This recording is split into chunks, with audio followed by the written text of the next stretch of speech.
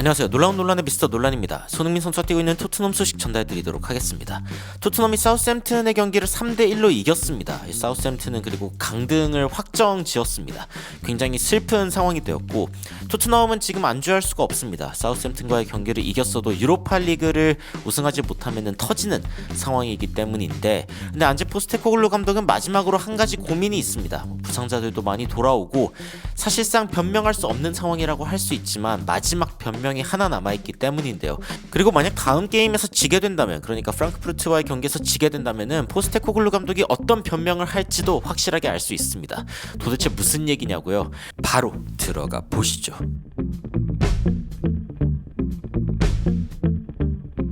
토트넘과 프랑크푸르트의 경기 이전에도 토트넘 팬들의 격렬한 항의가 있었습니다. 역시 이제 레비와 그리고 그 사업 주체인 애닉이 좀 토트넘에서 나갔으면 좋겠다, 꺼져라 라고 이야기하고 있는 그런 이야기들이고, 우리 비즈니스가 축구 클럽인데 비즈니스가 되어버렸다, 이 비즈니스가 우리 풋볼 클럽을 죽여버렸다 라고 이야기하는 토트넘 팬들의 행진도 있었습니다.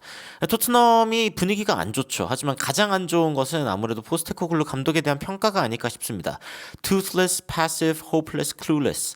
이빨도 없고 수동적이고 희망도 없고 답도 없고, 뭐가 문제인지에 대해서 안제 포스테코글루 감독은 더 이상 뭐 할 수 있는 변명이 없다라는 이야기가 있었는데, 물론 사우스햄튼과의 경기를 졌으면 정말 충격과 공포였겠지만 선발 라인업을 봤는데 좀 의아하다 생각이 들었습니다. 왜냐면은 유로파리그 경기를 앞두고 주전들을 대거 소환했기 때문이죠. 비카리오 선수도 그 전 경기에 뛰었었고 로메로도 마찬가지고 스펜스도 그렇고요. 중원에 있는 베르발, 벤탄쿠르, 메디슨 같은 경우에는 그 전 경기 첼시 경기에서 봤던 선수들 그대로입니다. 그리고 이제 존슨, 솔랑케, 손흥민인데 솔랑케와 손흥민 선수는 원래 뛰었던 선수들이고, 이 존슨 자리가 이제 원래 오도베르였죠. 첼시 전에. 포로 자리는 이제 우도기로 이렇게 바꾼 상황이었고, 여기는 이제 반더벤이었죠. 토트넘이 거의 주전 선수들, 그러니까 첼시전에 썼던 선수들을 다시 한번 내보낸 모습을 볼 수 있습니다. 포스테코글루 감독이 이런 이야기를 하죠. The less changes the better. 더 안 바꿀수록 낫다. 그러니까 안제 포스테코글루 감독이 이런 이야기를 합니다. 지금 이번 시즌 우리의 가장 안 좋은 점 중에 하나는 really disrupted for one reason or another. 굉장히 방해를 받았다. 부상 때문도 있고 여러 가지 다른 이유도 있고, 그래서 cohesion and understanding in the group, 그러니까 뭔가 응집력이 떨어지고 서로 간의 이해가 떨어진다. 그렇기 때문에 지금 덜 바꿀수록 좋은 상황이다 라고 이야기를 합니다. 결국에는 토트넘이 앞으로 선발진에 대한 변화를 거의 가져가지 않을 것임을 시사한 장면이죠. 그리고 아마 전술적인 변화도 크게 없을 것 같습니다. 왼쪽 측면에서 손흥민 선수가 직접 무너뜨리면서 크로스를 주고 이거를 브래넌 존슨이 차는 장면인데 이게 막혔죠. 하지만 그 이후 장면에서는 또 브래넌 존슨이 골을 넣었습니다. 그리고 손흥민 선수가 기점이 되었던 그런 장면인데, 뭐 굉장히 평범하게 넣는 그런 느낌이었어요. 토트넘 입장에서는 이 측면 쪽에서 손흥민 선수가 드리블해서 들어가다가 이 제드 스펜스가 반대쪽으로 이렇게 돌아뛸 때 손흥민 선수가 이제 공을 몰아서 주고, 그 다음에 이 공을 컷백을 해가지고 뛰어들어오는 존슨이 마무리하는 이 장면, 이제는 뭐 토트넘의 득점 공식과도 같은 그런 상황이죠. 왼쪽에서 무너뜨리고 반대쪽에 있는 존슨이 넣는다. 그런데 이런 장면이 토트넘의 유일한 좀 먹히는 공식, 그리고 사실 이게 어느 정도 파악되면은 사실 이 장면에서 이 수비수가 뒤쪽을 확인하고 시야를 봤으면은 그러면은 뭐 막았을 수도 있는 그런 공 중 하나인데, 굉장히 많은 공간이 열려있는 상태에서 존슨이 들어와가지고 골을 넣은 상황이기 때문에 토트넘이 이런 행운을 언제고 누릴 수 있다라는 보장이 없기는 하죠. 토트넘의 좋은 골이었다라고 BBC가 이야기하기는 했고, 그리고 또 하나의 골이 이제 터졌을 때 베르발의 골이 한번 터졌었습니다. 근데 이건 또 VAR로 인해서 룰아웃이 됐었죠. 이게 이제 그 프리킥으로 딱 찬 장면이었는데 여기에서 약간의 로메로 머리 맞았었나요? 머리 맞고 그 다음에 베르발이 차서 넣었던 그런 장면인데, VAR 때문에, 이 장면에서의 VAR 때문에 결국에는 걸려가지고 이 골이 취소가 되었고, 그리고 브래넌 존슨의 골이 하나 더 있었습니다. 더블 멀티골을 넣는 존슨의 모습인데 손흥민 선수가 또 같이 기뻐해주는 장면이 굉장히 인상적이었죠. 이번에는 반대쪽에서 날아온 크로스였는데, 근데 여기에서도 이제 상대 수비진이 잘 걷어내지 못한 상황에서 브래넌 존슨이 이제 다시 한번 투입이 되는 공을 받아서 여기서 이제 헤딩으로 투입이 됐죠. 헤딩으로 투입된 공을 그대로 툭 센스 있게 치면서 골키퍼를 통과시키는 그런 모습을 보여줬습니다. 이게 이제 토트넘이 3대1로 이겼는데, 물론 한 골 더 있었습니다. 근데 이것도 브래넌 존슨의 골이 될 수 있었는데, 그 매치 오브 더 데이에서는 그런 부분을 좀 아쉽게 생각했죠. 브래넌 존슨이 사실 자신이 차고 싶다고 이야기를 강력하게 했어야 됐다. 그리고 뭐 마티아스 텔 선수가 와가지고 지금 적응 못하고 있고 뭐 골이 있어야 뭐 자신감이 있고 이것도 알겠지만 그래도 프리미어리그에서 해트트릭을 할 수 있는 기회가 그렇게 자주 오는 게 아니기 때문에 존슨이 좀 더 강력하게 어필했어야 했다.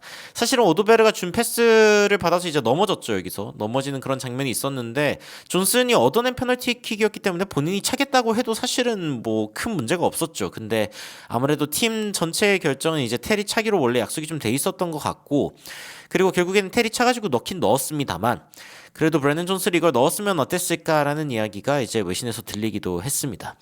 손흥민 선수는 이 경기에서 57분만 소화하고 교체가 되었죠. 다음 경기에 선발로 나설 수밖에 없는 상황이고 벤탄쿠르도 빼주면서 사르로 출전을 시켰습니다. 토트넘이 이제 체인지를 덜 가져갈수록 그러니까 변화를 덜 가져갈수록 좋다라고 이야기했던 포스테코글루 감독의 말을 살펴보면은 토트넘이 지난 두 번에 출전시켰던 이 선발 명단들 여기에서 이제 다음 경기인 프랑크푸르트와의 경기도 준비할 확률이 높죠. 아마 우도기, 반더벤, 로메로, 스펜스 이 조합은 그대로 나서게 될 것 같습니다. 뭐 포로가 나서게 될 가능성도 있겠지만 그 정도의 차이가 있고 메디슨, 벤탄쿠르, 베리발 이 조합은 두 번 연속 선발로 나섰기 때문에 그대로 나설 것 같습니다. 그리고 손흥민, 솔랑케, 오도베르냐 아니면 존슨이냐인데 오도베르, 존슨 다 이제 나쁘지 않은 폼을 보여주고 있기 때문에 그래서 존슨과 오도베르가 둘 다 올 수 있는 상황이지만 손흥민, 솔랑키도 이제 고정되겠죠. 이렇게 손흥민 선수가 지속적으로 뛰게 될 텐데 결국에 토트넘에 남아있는 유일한 약점이란 무엇이냐? 아까 이야기했던 응집력이 부족하다. 팀원들 간의 어떤 케미스트리가 좀 부족하다라고 이야기했던 부분이고 이게 안제 포스테코글루 감독의 마지막 변명 카드입니다.